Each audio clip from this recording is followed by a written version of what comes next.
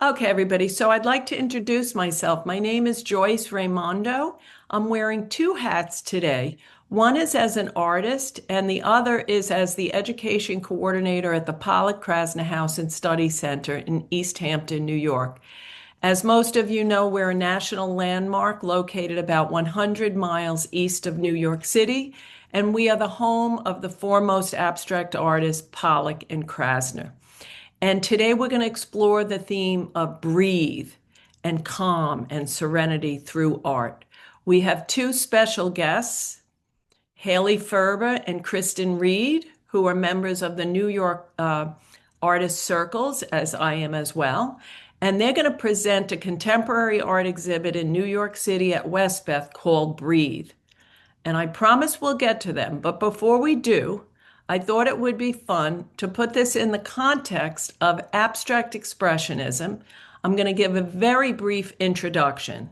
And let's see how these famous abstract expressionists living in New York and Long Island, how they approach this topic of breath and even serenity in their art. And Breathe, which was curated by Hayley and Kristin, and many other people, of course, helped to organize it. It is not affiliated with the Pollock-Krasner House and Study Center. However, we are jointly doing this virtual program. Now, Pollock and Lee settled on Long Island in 1945, as many artists followed and settled on the east end of Long Island. Today, I hope that you can come and visit the barn studio where Pollock and Krasner painted, because you truly will get a sense of serenity, I believe, even if you are a very stressed out person. I believe that's true. Maybe I'm wrong. So historically, the east end of Long Island, as soon as the Long Island Railroad could take people from New York City to the east end of Long Island, it became a haven for artists, beginning with artists such as Childe Hassam and other impressionist artists, and Thomas Moran, whose house is also now a national landmark. The idea of coming into nature, it's a very broad theme in art. And there was also a moral idea that when you spend time in nature and you find serenity, it will make you a better person. This is going back historically to the landscape painters.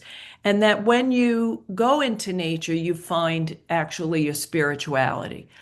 But later generations, such as Pollock and Krasner, came out to the East End of Long Island because it was very affordable. They could easily go back to New York City, and it became a community of artists. So Pollock and Krasner are living here and working in East Hampton. They had two dogs. Pollock also had a pet crow, and life was very good, especially when Pollock was sober.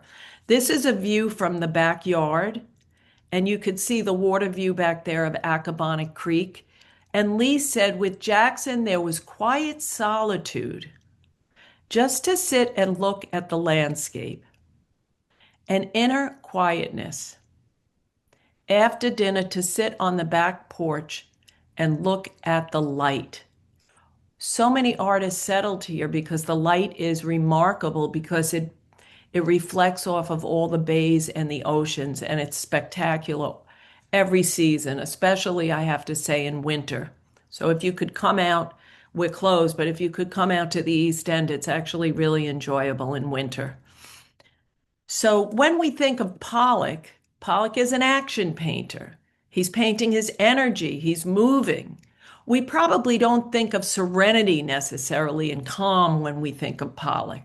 But when Pollock made his drip paintings, he actually was so intuitively one with the painting. He painted very slowly and very methodically.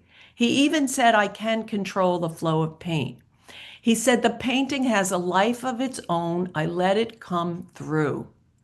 This relates to the idea of breath, right? The artist is a vehicle, letting that energy move through him, her, or themselves, right? So it's many artists report this, that a force moves through them. And you could say, as we open up our breath, as we open up ourselves, we become a vehicle for that creativity. Now, Pollock, as he became an abstract artist, he didn't paint nature from observation. He said, I am nature. Nature is moving through him. Movement is moving through him, right? Energy is made visible through Pollock in his action paintings, made, of course, by dripping paint onto canvases. Now, Lee also says, I like a canvas to breathe and be alive. How does a canvas breathe? Again, it's this idea that Lee says, I surrender, I don't will the painting. It's like the energy, it's not like the energy moves through her as the artist. It becomes a physical object of canvas and pigment, right? And she says, even in another quote, it's miraculous when it happens. This is one of the only photographs we have of Lee actually in the studio painting. It's by a series by Mark Patiki. And Lee's paintings, like Pollock's paintings, are very energized. But this one is a year after Pollock's death. And I think to me, it has a combination of beauty, life coming through, with also perhaps a sadness with the pink drips dripping downward. It seems to be almost like it shows different contradicting emotions, in my opinion. Lee is inspired by nature. Again, she's not copying nature. This is abstract expressionism. It's also a physical way of painting.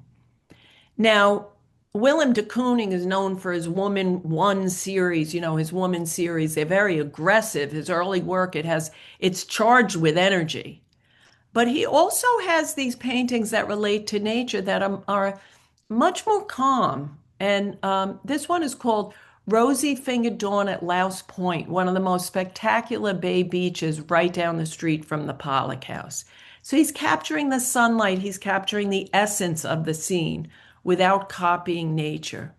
Later in his life as an older man, Willem de Kooning paints these very lyrical paintings that are really filled with empty space, right? And there's this beautiful lyrical flow in his later works. Reflecting on my own life, maybe this is also what happens sometimes when in the people's later years, you get maybe a little more chill, maybe. I don't know, I did anyway. So, Helen Frankenthaler is a color field painter. She sees Pollock dripping paint. She visits the Pollock and Krasner, but she approaches her canvas, laying it on the floor, pouring paint onto unprimed canvases so it spreads out and makes these beautiful translucent bands of color. And often the color changes are very, very subtle, lyrical, and very calming when you see her work. And this is her process. Different than Pollock, she's not as linear. She's more working with these wide bands of color. Mark Rothko is also a color field painter. This is abstract expressionism, but it's sort of like two trajectories. One is action painting and one is color field painting, you could say. And when I look at Rothko's paintings, I always assume they're calm and serene. However, Mark Rothko said, I would like to say that those who think my pictures are serene, that I have imprisoned the most utter violence in every inch of their surface. So it's really interesting. It's sort of like he was more after this drama of life, of sort of like, he calls it ecstasy and tragedy, which maybe when you look at them, you might not feel that way. But a lot of people, when they look at Rothko's paintings, they report that it brings them to tears. Rothko created this temple, this sanctuary, before he died. And when you go into the chapel, it's intended to help you contemplate human rights. So art can be used in and of itself. It's not just that maybe the artist is in a meditative state or an artist like Pollock is one with the canvas, but can looking at art change the psychology of the viewer, him or herself? Rothko says a good painting whispers, a great one basks in silence.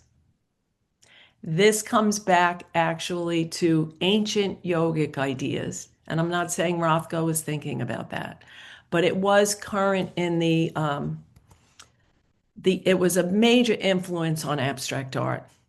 The idea of yogic philosophy, finding your energy within, connecting, everything is united. And also this idea of, connecting your breath with the forces of nature because we are all one. So I am so looking forward now to see, do contemporary artists approach this theme? And how do contemporary artists approach this theme? And one other little note here. I went to a lecture a few weeks ago, and the man said that, I forget his name, I'm so sorry. I was at the yoga retreat. He said that within the past 100 years, people actually breathe like 4 times as fast as they used to breathe.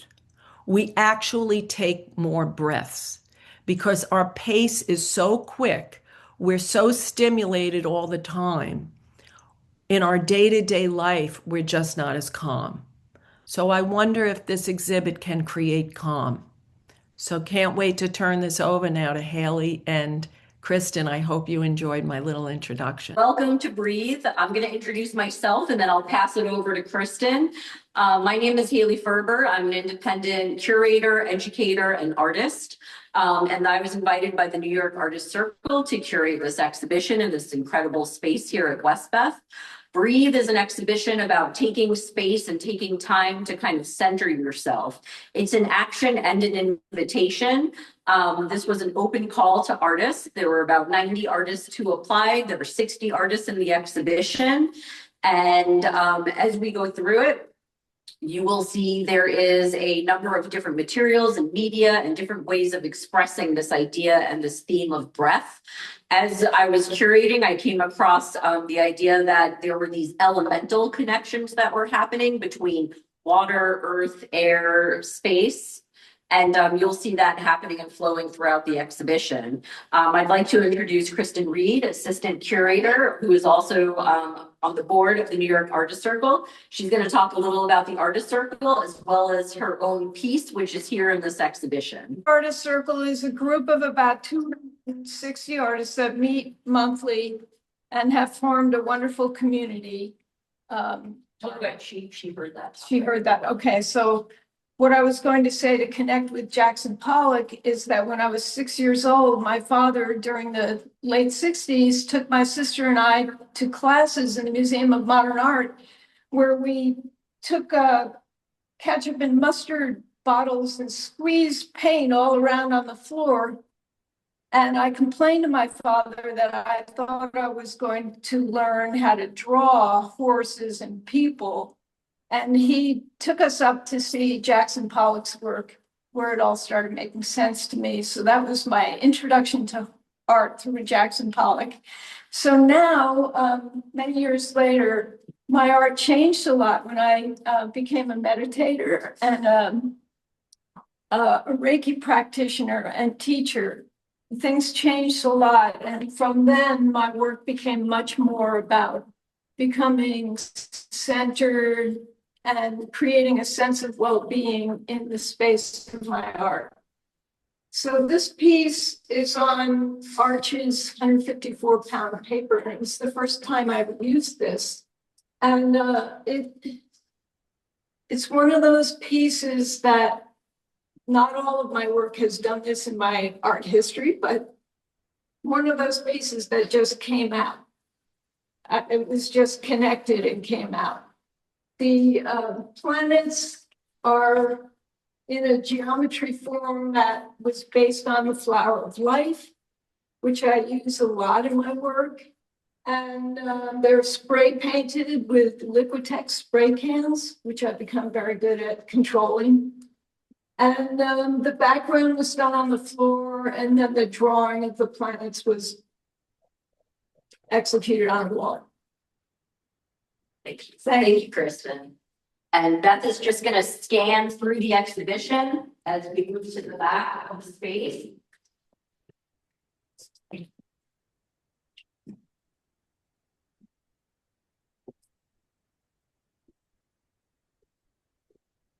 And I'm going to talk a little bit about the curatorial process. This little alcove here is a great example of using mixed media and different types of styles and practices. You can see we have some very abstract atmospheric work meant to kind of give you space to contemplate and meditate. We have a large scale, more figurative piece. This artist is Nicole Cooper, and the other artist was Jacqueline Rada. And the works all are very different, but speak to each other. And actually, Beth, if you could come around here so they could see, yeah, this way. Thank you. The works are all very distinct in how they speak. So there's connections among the color, there's connections among the texture, there's connections among the different types of brushstroke that's happening. But it's really important to me to have a mix of these different mediums and styles to kind of give the viewer a large range of ideas as to how to kind of process the meaning of breathe. And we're going to be moving into, there's 3 other smaller galleries. This first gallery that we're going to be entering is inspired by the element water. And in this gallery, we have photographs, we have prints, we have drawings, paintings, we have large scale works and tiny works. And we're going to stop on this painting right here, which happens to be a piece of Joyce's.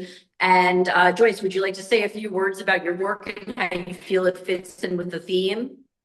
Yeah, thanks so much, Haley, for putting my work in the show and doing all this. The painting is 3 by 4, and if you look carefully, you'll notice it says fluid. And ironically, it's really not fluid because it's really painted very methodically, and you cannot see one brushstroke or any fluid paint in this artwork. But I guess paradoxically for me, when I do work that's really methodical and even repetitive, like going over each color and using a tiny little brush and, really blending and just going over every little piece. And that doesn't mean I don't change it. I do change it as I go along. I find that to be very, very calming. So I find things like doing small stitches in my art calming. I find chopping vegetables calming. I find doing repetitive things calming. And I did design this series of paintings where I put words in paintings. I designed them to be uplifting. And, Matisse said art should be, what did he say? Art should be like relaxing, like a good armchair. So first I thought, oh, this is frivolous. Like I'm doing these paintings just to be uplifting. But then I realized you can make art with any intention. It doesn't have to have a heavy subject to it. So I hope people enjoy it when they look at it. Thank you so much. And now we're going to kind of swivel around, and Beth Barry, who has been our camera woman, is going to say a few words about her piece. Hi, thank you so much to Kristin and to Haley for including me in the show. It's very timely, even though this piece I made was made quite a long time ago. I think we're all trying to breathe. And while this painting may be little, it packs a lot of punch. I work a lot with textures. This is actually called Turquoise Cave. So it's my experience of being in a cave-like area with light and sand and movement and water.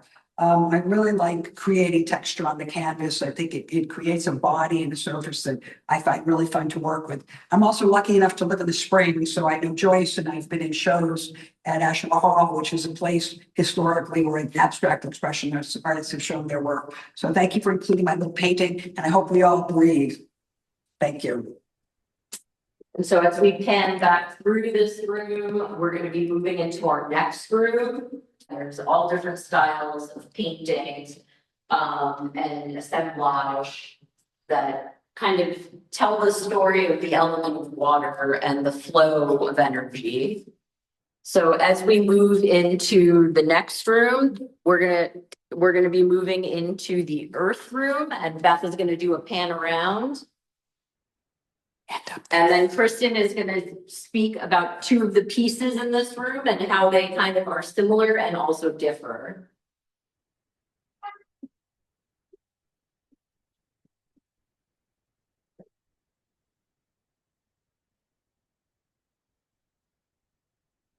So I've chosen the work of Marianne Barcelona, who was a photographer for many years and still is, but she morphed into a very talented painter.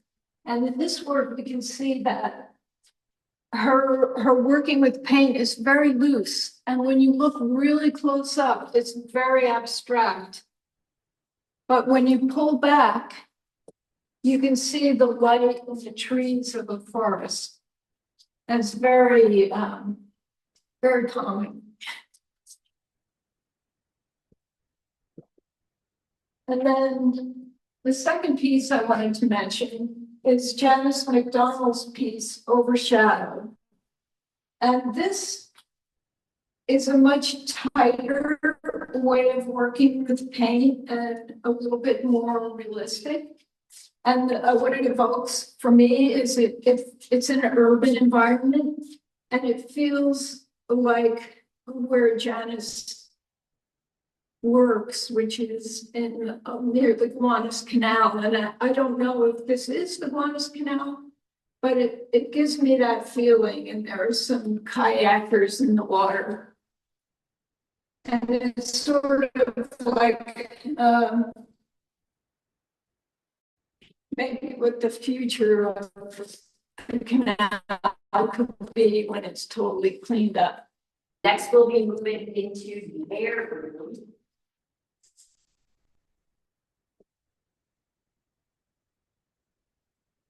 Welcome. Welcome to air. Beth is going to do a scan around. And this room is another example of kind of the curatorial process.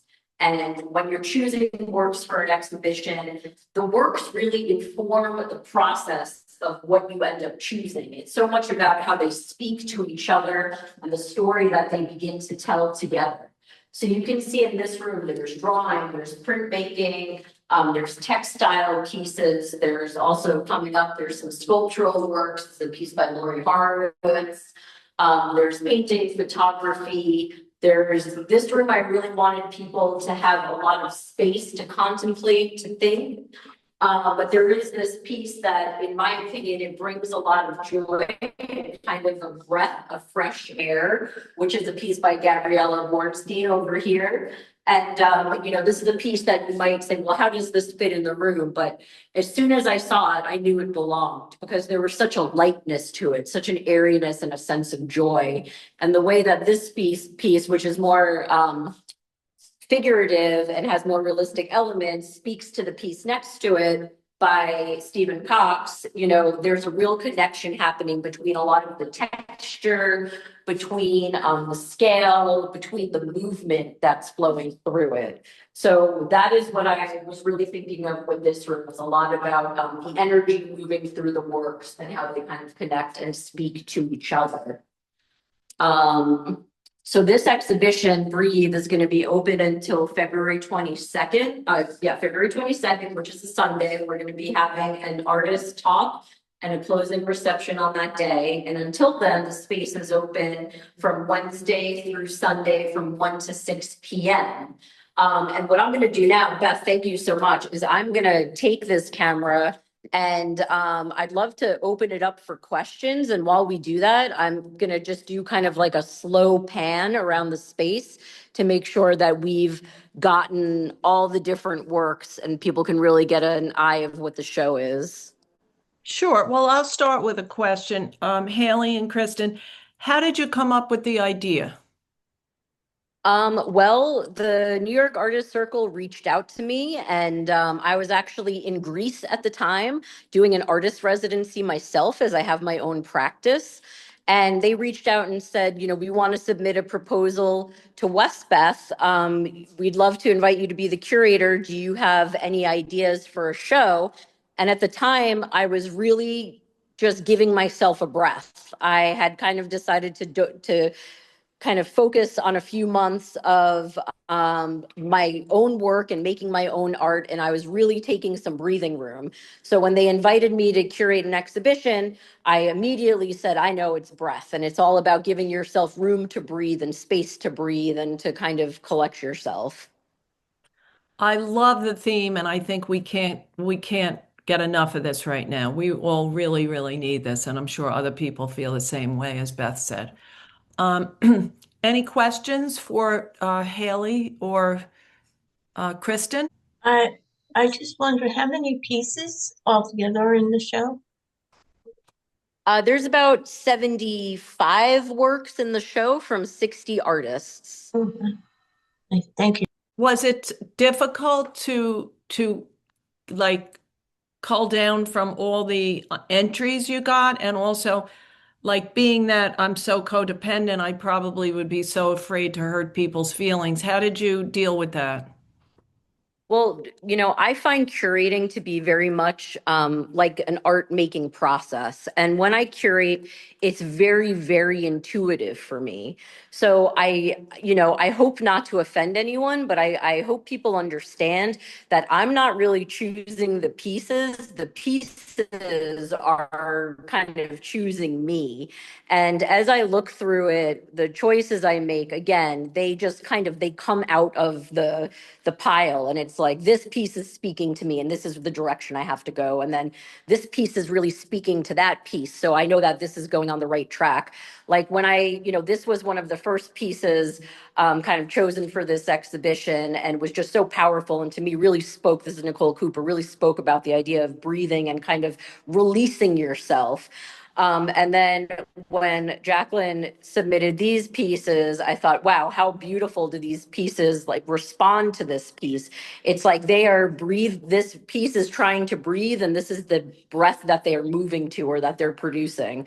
So it's such an authentic process when I curate, and it really is just about responding to the work and how the work responds to each other, and not at all about whether work is good or bad. There is no good or bad. It's just what tells the story the best way. Can I say something? Yeah, Kristin, go ahead. I just wanted to say that a good deal of the work that was done was in 2 days of installation with a installer that was very expert and quick.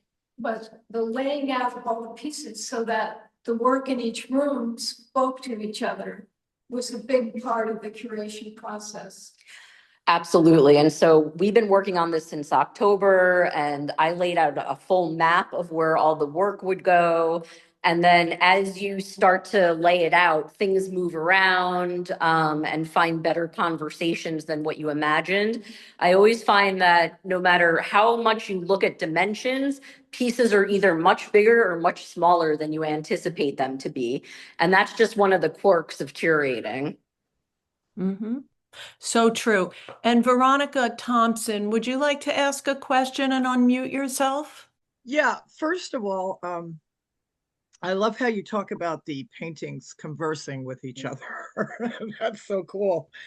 And I wanted to know how you determine the different rooms. Okay, so we have air and earth. And then what I'm wondering is anything in this exhibit, is it permanent, or so all of them disappear? Are there others besides the earth and the air? That's the only two I remember. Well, and this is kind of a loose interpretation, so I consider this to be the water room that we're in right now. And it's really just as I was kind of pulling the pieces together and looking and looking and looking at them, these themes just started to kind of emerge on their own. And I realized there's these elements that were appearing. And so, yes, we pointed out the earth room, the air room, this as kind of the water room. And then I think of this larger space as kind of like the fifth element of space or ether. It also has elements of fire to it in terms of rebirth and kind of joy, and just, spicing it up a little bit in terms of the color, especially, they're in a piece like this. So again, it just kind of started to reveal itself. Actually, there's a question by Edith. Are there installations in the exhibition? I assume she means like three-dimensional installations. There was that Well, one a lot of from the Yeah, ceiling. a lot of the work is two-dimensional. So there is a lot of two-dimensional work, but I can show you as we come out of this room. This is an installation by Cecilia Andre. She works a lot with textiles and vinyls and color and especially with light. So when we had this large space laid out, it was an exciting opportunity. You know, I immediately thought this would be a great corner for her to install a piece. And it's really quite special the way the light shines through and refracts onto the wall. So this is one installation. And then going into this room, there's two sculptural pieces. So this is a sculptural piece by Seema, and it is called Fancy Mustached Wizard with Angel and a bowl to catch teardrops. So what's special about this piece is it's placed on a mirror so that you can see around it and the underneath of it, which is just as important as what you're seeing inside the bowl. And then over here, we have a sculptural piece by Lori Horowitz. And this piece is called Shrouded. And, you know, it also casts really beautiful shadows, and she creates it with a number of different materials, mesh and some kind of cheesecloth. But there were not most of the artists, a lot of the artists tend to do two-dimensional work, and that's kind of why the work in this show is flatter. But there's one other piece over here by Charles Sepluin, who is also lives in the Westbeth housing. And this piece, believe it or not, is actually made from styrofoam. It was a lot of conversation. Is this wood? Is this metal? Is this some kind of felt? But this also is kind of a three-dimensional piece that creates a gorgeous shadow. Amazing. Carla says, do you have a website listing including the artists and their pieces? We do. The New York Artist Circle, if you go on the New York Artist Circle website, there is an online exhibition of this show. Mm-hmm. And as a point of information, everybody, the Westbeth Gallery, it's 55 Bethune Street. It's on Lower West Side of Manhattan. And this is a historic building. This is artist housing, I think, since 1971. And so it's really interesting just to go down there and just be a part of the building in and of itself. It's 55 Bethune if you want to go in person. Kristin, you mentioned you do Reiki and things like that. So how do you keep yourself, do you like calm other than just art? Breathing exercises are something that I tell my clients about all the time. There are a lot of people with anxiety in this world, as you probably know. A lot of younger people with a lot of anxiety. And I always take them through some breathing and visualization exercises.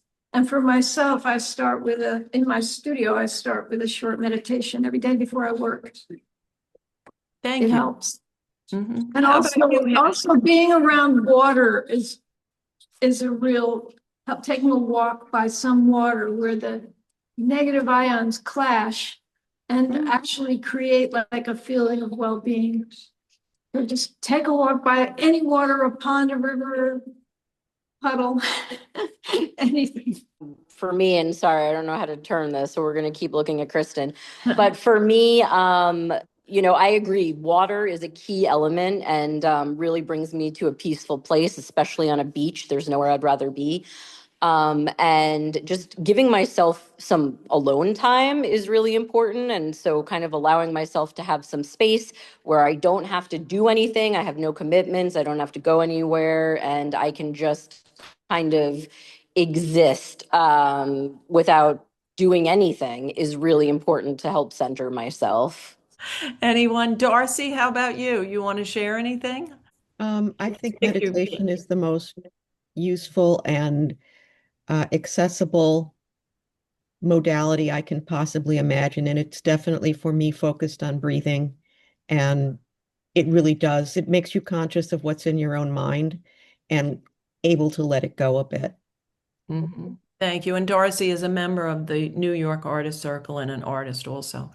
And Darcy was a huge part of putting this exhibition together. So thank you, Darcy. She's the gallery chair and worked with us. Curation committee. Yeah, worked with us tirelessly on getting all of the logistics in order. So she was a major part of this process. Thank you so much, Darcy. Anybody else any of the artists want to speak on that? I usually I love animals and I can go online like if I'm stuck in a building or something, I can go on YouTube and watch cute animal videos and they always make me happy just watching them do, whatever, and I feel better after that. Even if it's a really hard day and I can't escape. And then another thing I do if I can't have access to the internet is I just have gratitude for what is good today. And then that helps me get through especially really hard times. Mm-hmm. Very good tip. Um, And you- these webinars of yours, Joyce, has been keeping me calm for months now. You have opened just looking at art, just looking at it, and the explanation of how it just comes out of y'all is just amazing to someone who does not consider myself to be an artist. I have other skills. I'm not, we all have it in us, but all of your themes that you use and like this one, breathe, these are all related to keeping me calm. Even the ones about negativity, because it's like you express your negativity and you get it out of you. So I Good just want to point. thank you. One of my friends was caretaker for a husband who was on his deathbed, and the doctor told her, find a place where there's water, take a half an hour a day, and go sit by the water. And she said she came back so much calmer and so much more ready to handle everything that was going on around her. That's a really good point, Carol. And, part of this, when the East End artists came out here, the landscape painters, in the late 1800s, and they were painting these water views, it was very saleable also, of course, to sell those paintings to people who live in the city. So if you can't get to the water, you can look at an image of water, right? Because your mind will stimulate a similar way, right? Just by seeing the image in and of itself. Now I see Pearl Rose in Golden has her hand up. Go ahead, Pearl. Hi, everybody. Excuse me, I look like it's early here in Seattle. And so I have these two environments that help me stay calm. And they're both reflected in the show. One is a beach scene that is from Long Beach, New York, and another is a group of abstracted paintings from Lincoln Park here in Seattle. And so the question of how to stay calm, I find both environments equally give me serenity. I find just studying nature makes me calm. And also there is a point that happens here in Seattle that does not happen in New York. And that is an appreciation of rain. And they are very cued into different types of rain here. And people openly comment about the rain and how the rain might make them feel. And it makes them feel, especially you get sometimes these lighter, gentle rains that just people will just say, wasn't that wonderful rain? And it'll be just someone who you meet on the street. So to say and I love the ocean. It's a daily part of my life in New York, but these other areas that bring people relaxation and inner peace and awareness are just really everywhere. I'm sure there are people that talk about the desert that way. And I've had that happen from people that are from the Middle East, especially about being in the desert and how that feels. So I think that our world provides for us ways to relax and become aware and make this connection between the in and the out and the visual and the inner that really helps us to exist and subsist as human beings. Mhm. So that's what I Thank have you. to say. Pearl, I love what you said about rain. because it's so true. I find rain really relaxing because it gives me an excuse also to stay home and just the sound of the rain. How about Eileen? You have your hand up, Eileen Hoffman. What would you like to say? Nice to see you. Hi, I'm also part of the artist circle. And in the show also. Yes, and in the show, I have a few things. My breathing could be better. The breathing, although my husband does that anyway. Sewing, because there's a lot of sewing in my work, and that I find calming. I find walking my dog, and I live near Prospect Park, so as whenever I can, go into the park and walk down by the lake and walk around the lake. So I get the water. And just sometimes sitting next to my dog if I'm, watching TV or looking at on my phone for things and just petting her is very calming. And the last thing I'll add is laughing. I find laughing really makes a difference to me. And sometimes I'm upset and I just will tell my husband, just say something, make me laugh. And he's good at that, and I watch comedy a lot. I watch all the comedians and especially these days, we need to laugh. Great. First of all, it's an honor to be part of this show. It's a really beautiful show. Um, I would say for myself, I find, this is my piece that's being shown here. I love, I love the introduction that you gave about Pollock's work and the other artists that were out on Long Island and the abstract expressionists, not just on Long Island, but there is a very meditative quality to the work, even though they're very, some of them have a very fast energy to them. Um, but as far as calmness goes, there's, I also find some pieces of music can be very calming. Not all, obviously, just like not all art is calming, but there are some pieces of music that are very effective at just slowing down the breath. And again, it does often come back to that, back to the breath.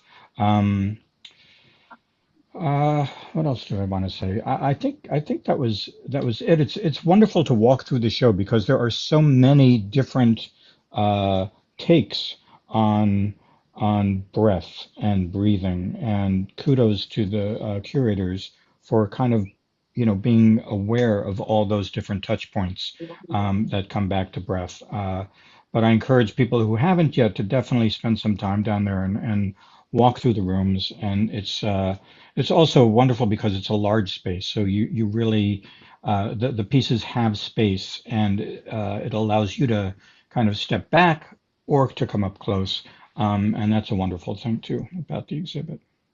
So thank Thank you. you so much, David. Joyce. Hi, Yeah, it's Fran. Thank you for yeah. asking. And I see you're about to reach my piece. Oops. There it is. Yeah, I'm really, really thrilled to be in this show. It is a beautiful show. Haley did a great job. And, our group is really eclectic in terms of our art styles.